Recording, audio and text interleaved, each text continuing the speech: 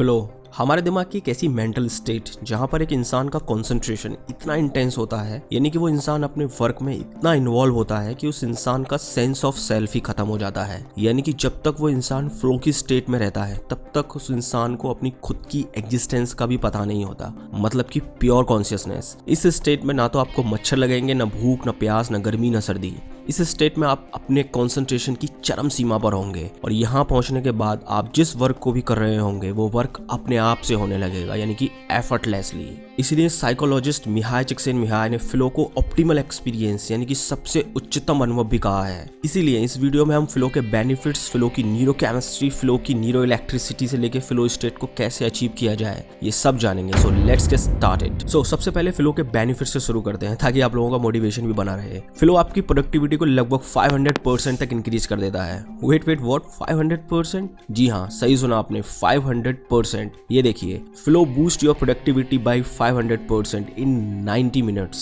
मतलब कि जिस वर्क को करने में आप 5 दिन का समय लेते हैं, फ्लो स्टेट में आप उस काम को बस 1 दिन में ही कंप्लीट कर देंगे। अकॉर्डिंग टू साइंटिफिक स्टडी, किसी भी स्किल में मास्टर होने के लिए हमें उस स्किल को लगभग 10,000 आवर देने होते हैं, लेकिन फ्लो से इन आवर्स को हाफ यानी कि 5,000 घंटे किया जा सकता है। सॉफ्ट सो एम आई। इस हिसाब से तो हम सुपरमैन बन जाएंगे यार। और न केवल प्रोडक्टिविटी के मामले में बल्कि creativity. According to study, flow हमारी क्रिएटिविटी को लगभग 700% तक इंक्रीज कर देता है। Wow, this is really awesome. According to the father of flow psychology Mihaly Csikszentmihalyi, हर एक फ्लो की स्टेट के बाद ब्रेन की कॉन्शियसनेस में थोड़ा सा इजाफा हो जाता है। So flow is the key of extraordinary. And believe me, मैंने बहुत से महान लोगों की बायोग्राफीज पढ़ी हैं और उन सारे लोगों में जो कॉमन चीज है वो है उनका पावर ऑफ कॉन्सेंट्रेशन। वो लोग अपनी विल पर फ्लो की स्टेट में जा सकते हैं और इसी वजह से वो लोग इतने एक्स्ट्राऑर्डिनरी होते हैं। सो नाउ अब हम जानेंगे कि फ्लो के दौरान हमारे ब्रेन में क्या केमिकल और इलेक्ट्रिक चेंजेस होते हैं। फ्लो के दौरान सबसे पहले brain norepinephrine and dopamine release करता है, जिससे हार्ट रेट बढ़ने लगता है और फोकस गहरा होने लगता है। ब्रेन वेव्स बीटा से अल्फा में शिफ्ट हो जाती हैं, जिससे ब्रेन की क्रिएटिविटी इंक्रीज होने लगती है और ब्रेन का प्रीफ्रंटल कॉर्टेक्स बंद हो जाता है, जिससे हम मेडिटेटिव स्टेट में चले जाते हैं। इस स्टेट में आने के बाद brain endogenous and anandamide chemicals release करता है। एंडोजेनस से बॉडी में जो भी पेन या तनाव होता है वो सब खत्म हो जाता है और आनंदामाइड ये नाम लिया गया है संस्कृत के आनंदा से, यानी कि ब्लिस।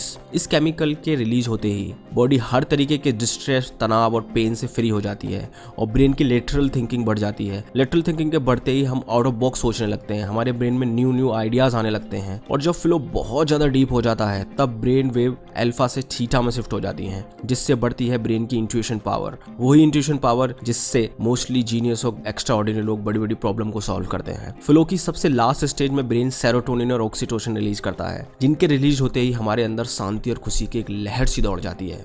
और ये एक्सपीरियंस इतना कमाल का होता है कि फ्लो दुनिया की सबसे एडिक्टिव स्टेट में से एक मानी जाती है। इससे पहले कि मैं आपको ये बताऊं कि how to get into flow state, उससे पहले आपको ये 2 बातें जानना बहुत जरूरी है। पहली तो ये कि लगभग 90 मिनट्स के अनइंटरप्टेड कंसंट्रेशन के बाद ही ब्रेन फ्लो स्टेट के लिए रेडी होता है। और दूसरी जो इंपॉर्टेंट बात है वो ये है कि हमारा ब्रेन 1 सेकेंड में केवल 126 bits of information he process कर सकता है और जब हम किसी भी एक्टिविटी में अपनी कॉग्निटिव कैपेसिटी का एक बिट्स लगा देते हैं तब फ्लो स्टेट स्टार्ट होता है। सो नाउ जानते हैं कि how to get into a flow state. According to psychologist Mihaly Csikszentmihalyi, किसी भी वर्क में फ्लो अचीव करने के लिए हमें इन 2 फंडामेंटल बातों पर ध्यान देना चाहिए, skill and challenge. Let's suppose आप कोई भी वर्क स्टार्ट करते हैं जिसमें आपके स्किल्स बहुत अच्छे हैं और उस वर्क में चैलेंजेस बहुत कम है, तो क्या आप उस वर्क को एंजॉय के साथ कर पाएंगे? बिल्कुल नहीं, आप बहुत जल्दी एपैथेटिक और बोर फील करने लगेंगे। ठीक उसी तरह अगर चैलेंजेस बहुत ज्यादा हैं और आपके स्किल्स बहुत कम, तब ऐसे काम को करने से केवल फ्रस्ट्रेशन होती है। According to scientific study, flow achieve करने के लिए स्किल और चैलेंजेस के बीच का रेशियो 1:4 होना चाहिए।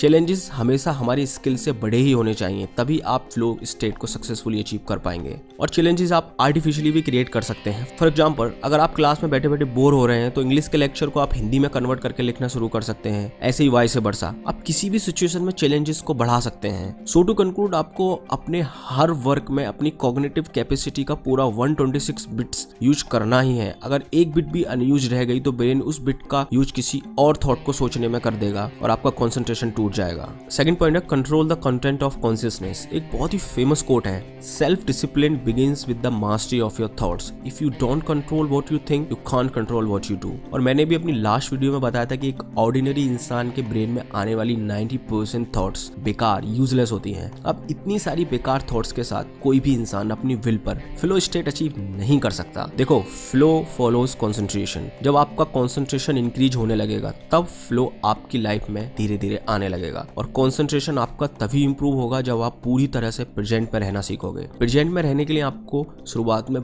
बहुत मेहनत करनी होगी। इसके लिए जैसे ही कोई भी थॉट आपके माइंड में आती है, तुरंत अपने माइंड को फोर्सफुली प्रेजेंट में लेके आओ, और ऐसा आपको बार बार करना होगा। हो सकता है कि थोड़े टाइम के बाद आपके सर में दर्द होने लगे, आप फ्रस्ट्रेटेड होने लगे, but you have to keep moving. फिर एक दिन आएगा जब आपके माइंड में वॉइड बनने लगेगा, यानी कि तब आप थॉटलेस स्टेट में पहुंच जाएंगे और आपका अटेंशन पूरी तरह प्रेजेंट में रहने लगेगा। तब आप अपने विल पर फ्लो स्टेट को अचीव कर पाएंगे।